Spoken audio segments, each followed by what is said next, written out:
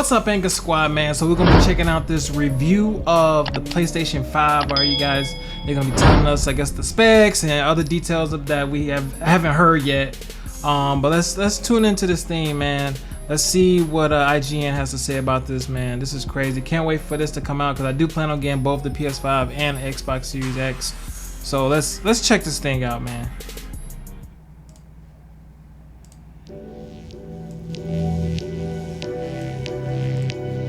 After a generation of figuratively towering above its rivals with the monstrously successful PlayStation 4, one thing is certain: Sony's new generation contender will also loom large over its peers. Literally, this thing is massive. It looks like a router. However, what the PlayStation 5 lacks in subtlety, it more than makes up for in potential, thanks in part to its amazingly fast SSD, but mostly to its truly remarkable new controller, the DualSense. While a good deal of what folks are going to be able to squeeze out of 2020's salvo of shiny new hardware may be bottlenecked to some degree by the screen that they own, the PS5's unique DualSense democratizes a next-gen gaming experience for all, delivering an amazing new level of haptic feedback that really needs to be felt to be believed.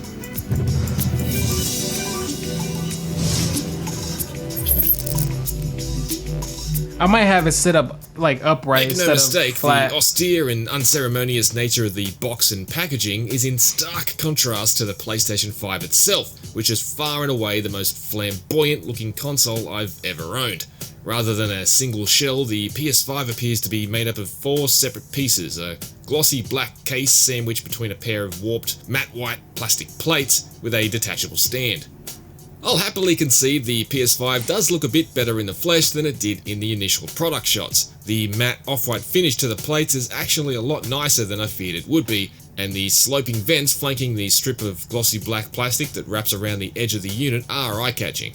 The problem to my eye is that the gradually widening black strip on the front and the flappy overhanging plastic corners makes the PS5 look a little bit like a piece of luggage that's stuffed too full to zip up properly, and the irregular curves remind me more of a cassette that spent a hot summer's day on a car dashboard than a PlayStation. It's obviously not the first white games console, but in concert with its sheer size and shape, it's surprisingly ostentatious for something designed to sit beneath or beside black televisions, black soundbars, black subwoofers, and a generation of black AV equipment and gaming hardware. Yeah. It's a bit showy, and in a world of generally sleek and simple tech, it looks a bit out of place, like 2006's vision of 2046. On the front, you'll find access to the Ultra HD Blu-ray optical drive, a high-speed USB Type-A port, and a super-speed USB Type-C port, as well as the power button and eject button. These buttons are adjacent to each other, but the eject button is noticeably smaller, so if you're anything like me, there's now hope of not spending an entire generation trying to remember which button is which. On the back, there's the figure 8 power connection, an HDMI out, 2 super-speed USB Type-A ports, and an Ethernet port. Unlike the PS4, the PS5 does not feature an optical audio out. The stand is necessary because the misshapen nature of the plates means the PS5 can't sit flat on its side properly without it. It has a pair of small hooks which loosely clutch the back of the PS5 and a rotating base. Sitting flat, the console is simply perched on the stand without any additional fixtures. The base can flap around and slip left, right, or even off entirely, but that's something unlikely to frustrate unless you're regularly moving your console from place to place. Right. Positioned vertically, a single screw is required to affix the stand to the console to prevent it from falling out of it. The slotted screw comes stored in the stand itself and is easy to install. If you don't have a flat screwdriver, a knife, or even your thumbnail will suffice. Appearances aside, there is one element of the PS5 that can't be as easily ignored, and that's the sheer size of it. Positioned vertically and perched atop its stand, the PS5 is about 40 centimeters tall, or 16 inches. With the stand switched, that figure is a fraction less when positioned horizontally, coming in at around 39 centimeters, but even in this orientation, the PS5 is still just over 11 centimeters high, or 4.5 inches, at the point where its top plate curls skyward. That's bigger than the grill-sized PS3 or the VCR-like original Xbox One. It's even bigger than 2 original PS4s stacked on top of each other. There are only 2 bigger white appliances in my house. One washes my clothes and the other keeps my butter cold. The PS5 fits in my furniture, albeit with the subtlety of a Humvee squeezing through a drive-thru, but may not fit in everyone's setup. It's quaint that this year's biggest console comes from the land of capsule hotels and K-cars, and it's the American console that's more compact by comparison. Fun, anyone?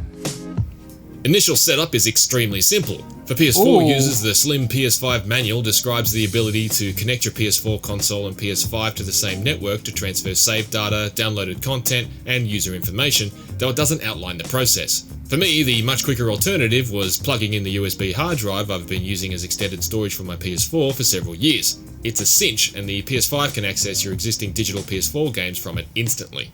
For long-time PlayStation users, the PS5 makes it very easy to browse your whole digital library and sort between PS5 and PS4 games. Oddly enough, there's a search field for PS3 games too, though it comes up empty. The PS5 UI doesn't feel wildly removed from its roots on the PS4, particularly as you get deeper into the menus, but it's definitely different and significantly more elegant in a number of ways. Now, a single tap of the PlayStation button in the center of the controller will bring up what Sony has called the Control Center, which is a little like a taskbar on a Windows PC. Checking things like current downloads and what friends of yours are online on PS4 requires a bunch of shuffling back and forth, up and down, and left and right through menu icons. The PS5's Control Center places all that info at our fingertips after one button press. The other key point of difference are cards, which are also presented on screen when you hit the PlayStation button. Some of these are just fluff, like links to newly published articles about games you're following on PlayStation and recent screenshots, though the activity cards seem to have the potential to be a little more useful. There's slightly frivolous information about how much longer it's estimated you'll need to complete a certain level or task, but there's also the promise of the ability to immediately view pre-made game hints without having to reach for your phone. For example, as revealed earlier this week, the PS5 remake of Demon's Souls will feature over 180 help videos that players can opt to watch if they get stuck. The ultimate value of the PS5's activity cards is hard to gauge at the genesis of the PS5 though. Hopefully, developers will embrace them as useful ways to communicate with players while in game and not turn them into lists of additional chores. There's other interesting stuff sprinkled throughout the PS5's UI too though, from a global setting to invert the Y-axis by default like the Xbox 360 used to do, to the ability to watch a friend play a game picture-in-picture while chatting to them as you play something else entirely. I'm not a particularly proficient multitasker, so I can't say I'm very interested in the latter, but the former warms my old-school upside-down heart. Picture-in-picture gaming. One of this generation's most important upgrades is the switch from traditional hard drives to solid-state storage drives, dramatically improving loading times across the board and potentially enabling games to load in new objects effectively on the fly. The PS5's SSD can read 5.5 gigabytes in just a second, which is on paper twice as fast as the Series X. In practical terms, it means I could go from powering up from a complete shutdown to perched on top of whatever Manhattan building I last left Miles Morales on in a mere 45 seconds. That still leaves time to tap your toe, but once I was in-game, the time it takes to go from selecting a save to load to actually swinging through Spider-Man Miles Morales' open world is basically a blink. After generations of watching progress bars inching across a screen, it's pretty stunning stuff. I thought that was going to be the game-changing feature of the PS5, but to my surprise, it's really the DualSense controller that boasts the biggest potential. It may feel fairly similar to the DualShock 4 at first touch, but it didn't take me long to realize it's really an incredibly impressive new beast entirely. Largely the same shade of white as the console itself, the DualSense is just a fraction larger than the DualShock 4 and has a more premium look, particularly in the translucent buttons, which have an almost glass-like appearance. Yeah, I do like how the buttons are also more raised than they are on the DualShock 4, so they're far easier to find without blindly rubbing your thumb beside the touchpad until you find it or glancing down. The DualSense also has a built-in mic, making headsets unnecessary, but it still has a 3.5mm jack for those who prefer to use them. The charging port is USB-C. However, it's what's on the inside that makes all the difference, and the range of haptic feedback the DualSense can provide is quite astonishing. Nuanced rumble travels from palm to palm and with a wide spectrum of effects, from almost imperceptible pulsations to massive vibrations. The triggers not only buzz with force feedback like the Xbox One controller, but also fight back and introduce a brand new layer of immersion. It's seriously remarkable. The pre-installed platformer Astro's Playroom is a pretty wonderful tech demo for the DualSense and well worth experimenting with. It's a rich and fabulous demonstration of the new level of feedback the DualSense can output, and an adorable tour through PlayStation's long hardware history to boot. For a hardware generation jump that's currently muddied with a lot of cross-gen content and an overall feeling of something more incremental than the often seismic shifts we've experienced previously, the DualSense has emerged to me as a bit of a revelation. I've had to plug it in to charge every second day since getting the PS5, but it's worth it. For the players. In In the power stakes, there's been a role reversal this generation, with Microsoft's new Xbox Series X arriving with reportedly 20% more grunt than the PS5. That said, it's a bit of a meaningless figure until we can properly examine how the Series X and PS5 cope with the same third-party games head-to-head. Regardless of the apparent power disparity, however, doubling the frame rate to 120Hz will also be on the cards with certain games, should your 4K TV support it, but personally I suspect I'm going to get a lot more mileage out of the better resolution and lighting effects that players who opt for increased frames may be forced to sacrifice. Spider-Man Miles Morales, for instance, has the option to switch between a 30 frames per second fidelity mode with the maximum amount of visual flourishes and a 60 frames per second performance mode without things like ray tracing and other advanced lighting effects, and temporal techniques providing a 4K picture from a lower resolution base. Fidelity mode was easily my preference, as without the slick lighting and real-time reflections, it was a bit of an anticlimax. Despite all that horsepower under the hood, the PS5 is impressively silent, and IGN's testing has pegged it at a virtually inaudible 44 decibels at 58 degrees Celsius in the midst of Spider-Man Miles Morales. It's a refreshing change from my current PS4 Pro. Booting up Marvel's Spider-Man on that makes it sound like it's ready to be catapulted off an aircraft carrier. Unfortunately, one of the PS5's key strengths, its lightning-quick SSD, is also one of its weaknesses. It may say 825GB on the box, but that translates to just 667GB of usable space, which is significantly smaller than the Xbox Series X's 802GB of usable space. There's room for maybe a dozen games, and even fewer if they're anything like current generation behemoths like The Last of Us Part 2 or GTA 5. As I mentioned, you can carry on using any external hard drive you may have already been using in your PS4 and continue to play PS4 games off of it, but PS5 games can only be played when installed on the SSD. And while you can open up the top lid of the console to install an additional SSD for more internal space, there are currently no Sony-approved drives on the market.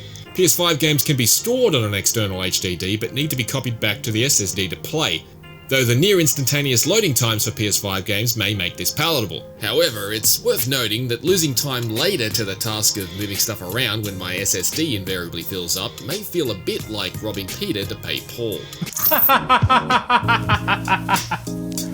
That is crazy.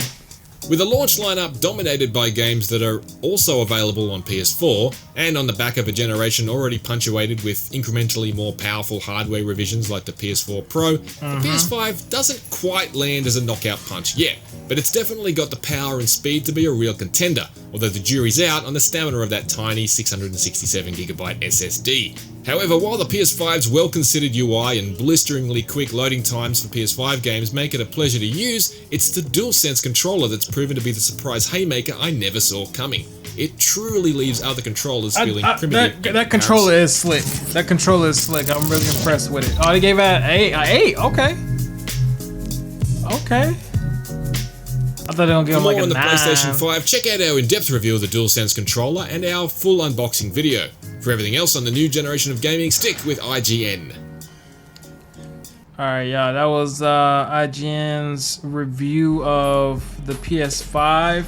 I would have probably given it, I mean, I didn't really play it yet, but I probably would have given it a 9, but I'm gonna have to wait and see until I actually get it and then get the, you know, the Spider-Man Miles Morales game and stuff like that to test it myself.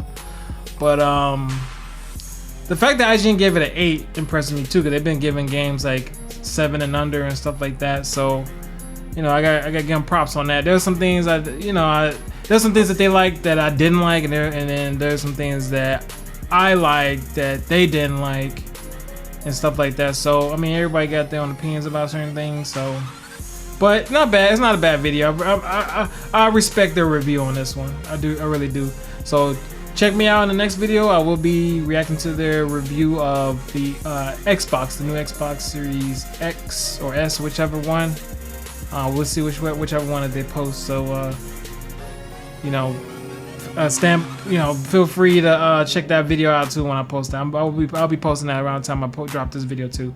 So if y'all like my reaction to this, post your comments down below, like and share with all your friends. Subscribe to the channel for more reaction videos. Make sure you give this video a thumbs up. J Anchor holding it down for 100,000 subscribers, and J Anchor is out.